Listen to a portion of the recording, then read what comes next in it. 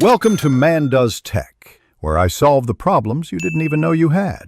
In this video, I will explain how to use the Craft app. Craft is a versatile document editor designed for creating beautiful notes and building comprehensive knowledge bases.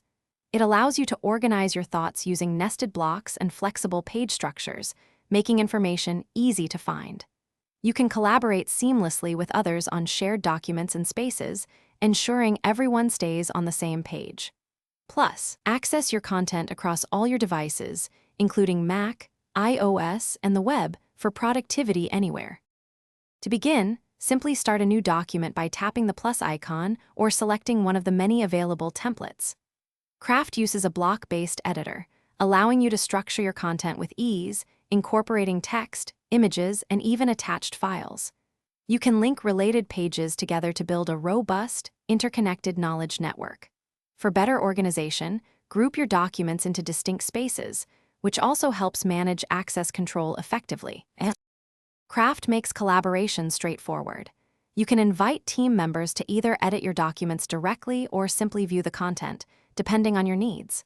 For broader distribution, share documents publicly using a secret link, ensuring easy access for anyone you choose. You maintain full control over permissions for each shared document or entire space. When needed, export your content in various useful formats, such as PDF or Markdown, for flexibility. Beyond the basics, Craft offers several advanced features to boost your productivity. Utilize daily notes for capturing quick thoughts, journaling, or planning your day.